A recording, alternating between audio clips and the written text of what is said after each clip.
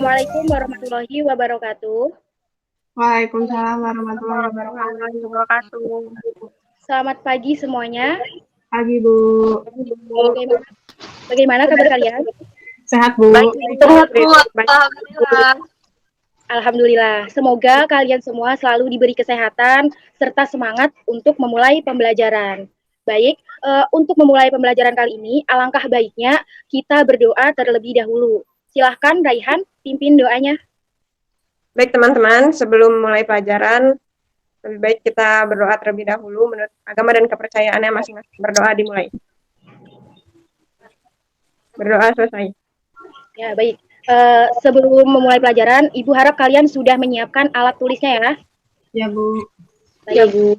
Sekarang Ibu akan memberikan link untuk absen pada kolom pesan. Silakan nanti kalian absen sampai pukul 8.30. Ibu sudah memberikan linknya. Silakan nanti kalian absen. Oke anak-anak, senang sekali hari ini kita dapat bertemu dalam mata pelajaran Bahasa Indonesia. Sesuai dengan yang sudah Ibu sampaikan, kita akan membahas mengenai unsur-unsur pembangun puisi. Sebelum kita lanjut ke pembahasan, coba kalian perhatikan gambar yang akan ditayangkan melalui salin tiga.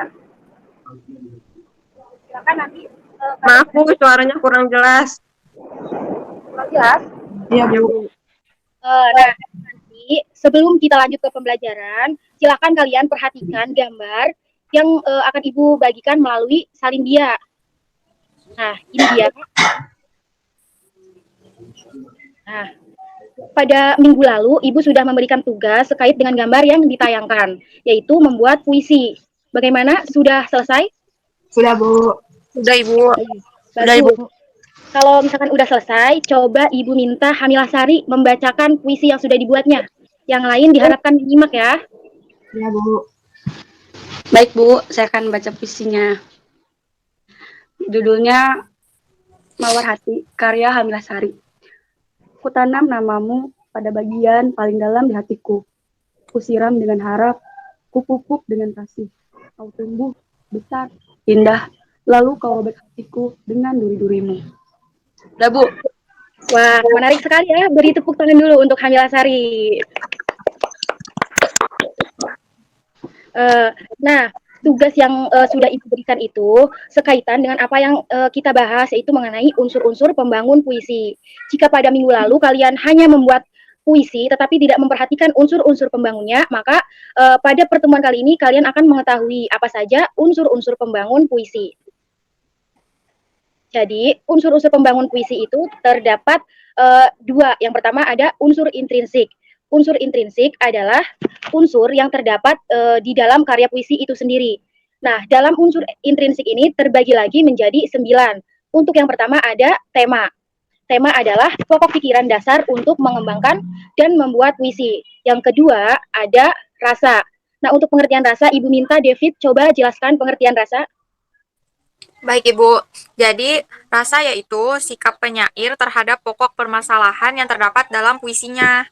Ya, betul sekali. Jadi, rasa itu sikap penyair terhadap pokok permasalahan yang terdapat dalam puisinya. Jadi, pengungkapan tema dan rasa erat kaitannya dengan latar belakang sosial dan psikologi penyair. Misalnya, latar belakang pendidikan, agama, jenis kelamin, kelas sosial, kedudukan dalam masyarakat, usia, pengalaman, serta pengetahuan.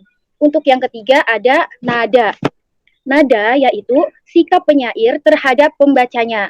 Nah, nada juga berhubungan dengan tema dan rasa. Jadi penyair dapat menyampaikan sama dengan pembaca untuk memecahkan suatu masalahnya. Yang ketiga, yang keempat ada amanat. Amanat merupakan berisi pesan yang ingin disampaikan pengarang kepada pembaca atau pendengar. Untuk yang kelima ada gaya bahasa. Nah, dalam sebuah puisi akan banyak dijumpai rangkaian kata yang bersifat konotatif, berlebihan ataupun terkesan merendahkan diri. Nah, hal tersebut yang disebut sebagai gaya bahasa dalam puisi. Nah, biasanya tiap penulis cenderung memiliki gaya bahasanya sendiri. Jadi, gaya bahasa merupakan cara pemakaian bahasa dalam karangan atau bagaimana seseorang pengarang mengungkapkan sesuatu yang akan dikemukakan. Yang keenam ada rima. Rima berarti kesamaan nada atau bunyi. Jadi rima ini bisa dijumpai tidak hanya di tiap larik atau baris, namun dapat juga berada di antara tiap kata dan baris. Coba kalian perhatikan contoh nih. Jadi dalam contoh puisi tersebut sudah jelas ya terdapat kesamaan nada atau bunyi pada akhir barisnya, yaitu kesamaan pada au, au, au, au. Selanjutnya ada tipografi. Coba Ibu minta Uyun. Apa itu tipografi, Yun? Iya, Bu. Tipografi itu bentuk penulisan puisi, Bu. Iya, benar. Terima kasih, Yun. Iya, Nah, Bu. jadi tipografi itu bentuk penulisan puisi. Nah, secara umum kan sering ditemukan puisi dalam bentuk baris. Namun ada juga ternyata puisi yang disusun dalam bentuk fragmen-fragmen, bahkan dalam bentuk yang menyerupai apel atau zigzag atau model lainnya. Nah, untuk contoh yang Ibu tampilkan ini puisi karya Sutarji yang judul Tragedi Wingka dan Sika ini merupakan tipografi dalam bentuk zigzag. Selanjutnya unsur yang ke-8 ada imaji. Jadi imaji ini merupakan kata atau rangkaian kata yang dapat memperjelas apa yang ingin disampaikan oleh penyair. Jadi penyair juga sering menciptakan pengimajian atau pencitraan dalam puisinya. Nah, pengimajian dapat berupa kata atau rangkaian kata-kata yang dapat memperjelas apa yang ingin disampaikan penyair karena menggugah rasa imajinasi pembaca melalui pencerdasan. Untuk basic pembangun puisi yang ke-9 ada kata konkret. Jadi kata konkret merupakan kata yang merujuk pada sesuatu yang berwujud dapat dilihat, diraba, didengar, dan dicium dan memungkinkan munculnya imaji yang berhubungan dengan kiasan atau lambang. Nah, pada kata konkret ini ada keinginan penyair untuk menggambarkan sesuatu secara lebih konkret atau lebih terwujud. Kedua ada unsur ekstrinsik. Apa sih unsur ekstrinsik itu? Unsur ekstrinsik adalah unsur yang terdapat di luar karya puisi tersebut. Nah, dalam unsur ekstrinsik ini terdapat 3 unsur. Untuk yang pertama ada unsur biografi. Nah, unsur biografi adalah latar belakang pengarang. Jadi, latar belakang cukup berpengaruh ternyata dalam pembuatan puisi. Misalkan penulisan puisi yang latar belakangnya berasal dari keluarga miskin. Nah, maka jika membuat puisi akan sangat menyentuh hati para pembacanya yang terbawa dari latar belakang penulis sehingga mampu dikesankan dalam sebuah puisi tersebut. Untuk unsur ekstrinsik yang kedua ada unsur sosial. Unsur sosial sangat erat kaitannya dengan kondisi masyarakat ketika puisi itu dibuat. Jadi misalkan ketika masa Orde Baru menjelang akhir, maka pada saat itu kan kondisi masyarakat sedang sangat kacau dan keadaan pemerintah pun sangat carut-marut. Sehingga puisi yang dibuat pada saat itu adalah puisi yang mengandung sindiran terhadap masyarakat tersebut. Untuk unsur yang ketiga ada unsur nilai. Nah, unsur nilai dalam puisi meliputi unsur yang berkaitan dengan pendidikan, seni, ekonomi, politik, sosial, budaya, adat istiadat, hukum, dan lain-lain. Nah, nilai yang terkandung dalam puisi ini menjadi daya tarik tersendiri, sehingga sangat mempengaruhi baik atau tidaknya sebuah puisi tersebut. Bagaimana anak-anak? Apakah kalian sudah memahami terkait materi yang sudah Ibu sampaikan? Sampai di sini ada yang ingin ditanyakan? Hilda, Bu, mau nanya. Iya, silakan Hilda. Izin bertanya ya, Bu. Ya. Apakah unsur yang sudah Ibu jelaskan perlu kita pahami juga ketika membaca puisi? Iya, baik. Akan Ibu langsung jawab ya, Hilda. Jadi, semua unsur yang sudah Ibu jelaskan itu memang perlu dipahami ketika kita membaca puisi juga. Kenapa? Karena di dalam membaca puisi harus tahu unsur-unsur atau juga tata caranya, supaya ketika kita membacanya terlihat lebih bagus dan jauh lebih menarik. Begitu. Bagaimana yang lain? Apa masih ada yang ingin ditanyakan? Paham, Bu. Oke, baik. Ibu rasa kalian sudah cukup memahami ya mengenai materi ini. Nah, untuk eh, untuk lebih mengisi kepemahaman kalian, Ibu akan bertanya kepada kalian. Ibu akan bertanya kepada Hilda.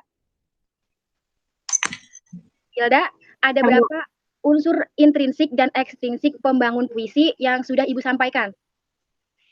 Unsur intrinsik ada 9. Kalau unsur ekstrinsik ada 3, Bu. Ya, benar. Berarti kamu menyimak ya. Coba sekarang Ibu minta Mila, sebutkan apa saja 9 unsur intrinsik tersebut. Baik, Bu. Ke-9 unsur intrinsik tersebut adalah tema, rasa, nada, amanat, gaya bahasa, rima, tipografi, imaji, dan juga kata konkret, Bu.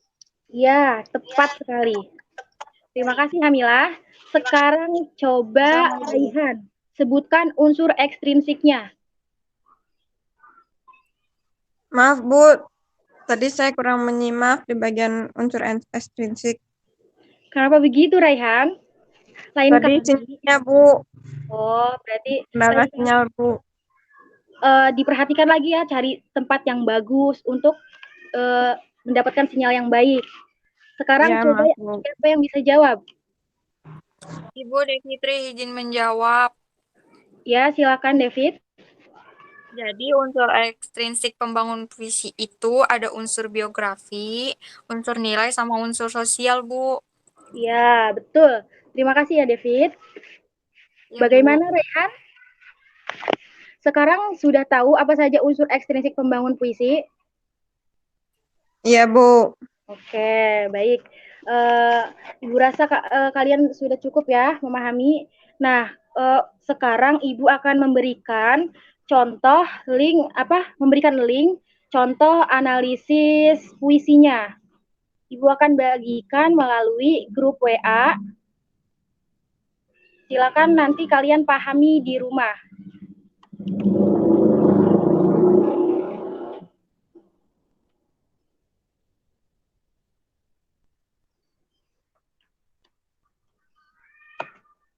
Nah, Ibu sudah bagikan ya linknya. Nah, untuk selanjutnya Ibu akan membagi kalian menjadi 2 kelompok. Nanti silakan kerjakan tugasnya di rumah. Nah, untuk pembagian kelompoknya, Ibu akan bagikan melalui grup. Ibu sudah bagi kalian menjadi 2 kelompok. Nah, kemudian nanti kalian tinggal ikuti saja instruksinya. Nanti Ibu kirim nih melalui grup WA juga.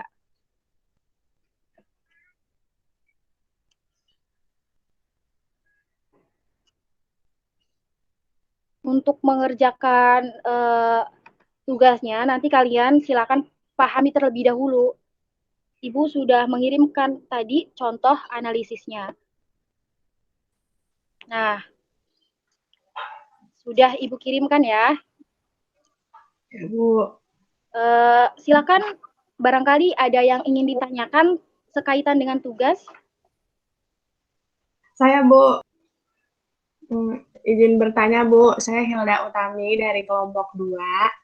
Ya. Untuk pengumpulan terakhirnya kapan ya, Bu? Oke, jadi tugas dikumpulkan terakhir pada hari Selasa depan, pukul 23, paling lambat pukul 23.59 WIB. Nah, untuk pengumpulannya dikumpulkan melalui email Ibu. Jadi nanti tiap kelompok minggu depan mempresentasikan hasil kerjanya, dan kelompok lain menyimak dan menanggapi dan serta memberikan penilaian. Untuk kelompok lain, ada yang ingin ditanyakan? Cukup, Bu. Tidak Bu, sudah cukup. Oke, baik. Semuanya sudah mengerti ya.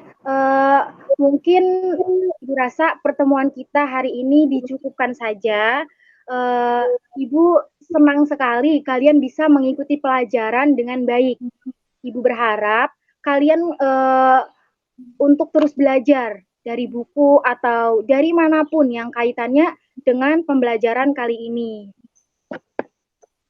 Baiklah anak-anak, pelajaran hari ini Ibu akhiri, dan semoga kita masih bisa bertemu pada minggu depan. Semoga apa yang Ibu sampaikan bermanfaat untuk kalian. Untuk mengakhiri pelajaran bahasa Indonesia kali ini, marilah kita bersama-sama membaca lafaz hamdalah.